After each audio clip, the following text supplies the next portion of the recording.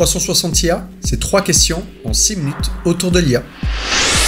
Aujourd'hui, je reçois Olivier Pannekoek, enseignant-chercheur à l'École nationale de la météorologie à Toulouse.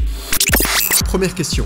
Quand on parle d'intelligence artificielle, on parle beaucoup d'IA connexionniste, c'est-à-dire d'IA à base de réseaux de neurones artificiels capables d'accomplir des fonctions que nous, humains, nous n'arrivons pas toujours à conceptualiser avec notre logique et notre déterminisme.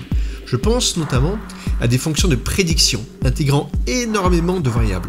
C'est la prouesse justement que ces systèmes à base de réseaux de neurones parviennent aujourd'hui à atteindre, mais la contrepartie, c'est que ces systèmes sont très coûteux à entraîner, notamment sur le plan financier et énergétique. Peux-tu, Olivier, nous décrire ta vision du coup des modèles hybrides et leurs bénéfices ?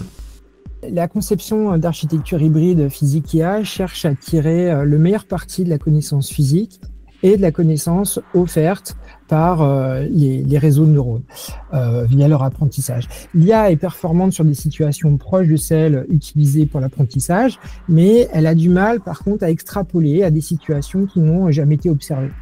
Or, si on connaît une loi physique simple, par exemple une multiplication, qui est une opération algébrique, mais qui se traduit pas bien en fait dans le formalisme des réseaux de neurones, où il faudrait faire des interpolations et qui ne fonctionneraient pas nécessairement sur des valeurs en fait qui n'auraient pas été vues dans l'apprentissage.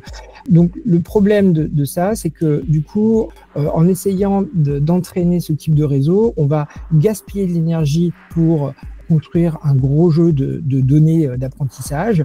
Et puis, en fait, cette représentation algébrique ne pouvant pas être simplement faite avec les couches existantes, on va avoir un réseau profond et donc dépenser une puissance de calcul importante uniquement pour faire de l'interpolation.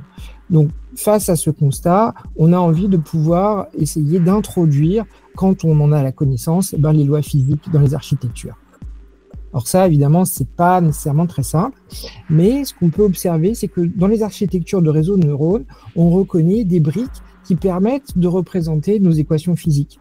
Par exemple, les couches convolutionnelles ou les architectures récurrentes qui sont vraiment très proches de ce qu'on utilise quand on veut faire de la résolution d'équations dérivées partielles, comme celles qu'on rencontre en météorologie. D'où l'idée, quand c'est pertinent, d'essayer de combiner les lois physiques et l'IA pour concevoir des architectures qui permettent de diminuer le temps de calcul et les ressources nécessaires pour l'apprentissage. Une approche qui s'est traduite par la proposition d'un générateur automatique d'architecture hybride qui repose sur les équations formelles et une application au cas de la prévision immédiate de la couverture nuageuse à l'échelle régionale et globale. Donc ça, c'est ce qui a été proposé en fait en essayant de s'appuyer sur cette hybridation. Et alors, ce que l'on a pu observer par cette approche, c'est que on a plusieurs niveaux de frugalité. D'abord, on a une réduction du coût de stockage, qu'on a besoin de moins de données d'apprentissage. Ensuite, il y a une réduction du coût de calcul parce que certaines opérations en fait sont mieux représentées et sont moins coûteuses. Et par ailleurs, l'apprentissage en fait nécessite moins de données parce qu'on a déjà un petit peu orienté l'architecture avec ces lois physiques.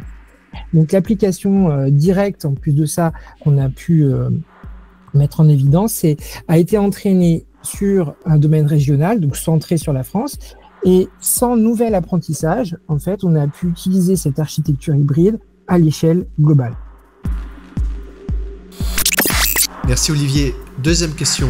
Comment t'es venue cette idée des modèles hybrides que tu viens ainsi de décrire? Car cette approche aujourd'hui a fait complètement sens, mais comment du coup l'idée a initialement émergé? Et comment identifier d'autres nouvelles approches pour ainsi aborder l'IA de façon tout aussi pertinente?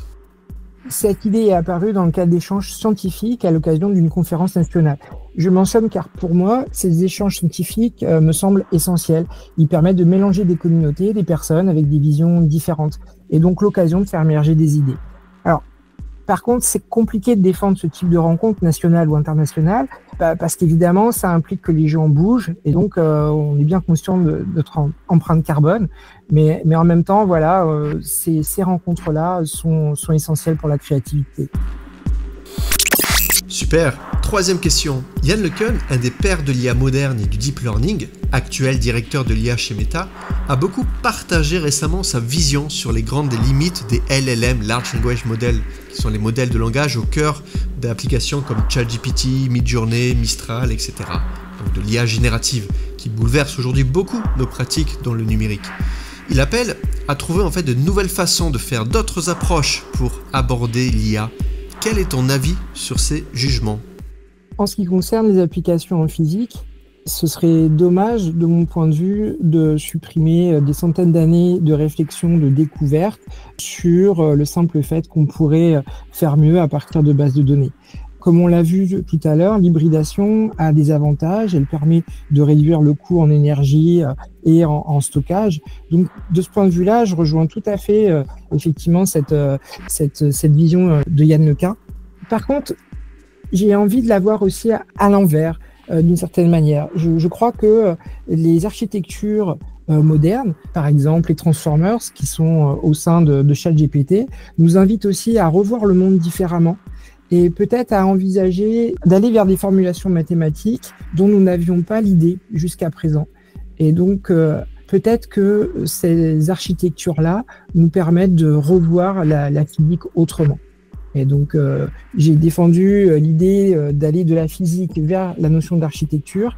Et vu la richesse des architectures qui ont été proposées, les connexions avec la physique, j'ai envie de voir le chemin inverse maintenant, peut-être voir d'autres modélisations mathématiques de la nature au travers, par exemple, d'une adaptation de la notion de transformer au formalisme mathématique.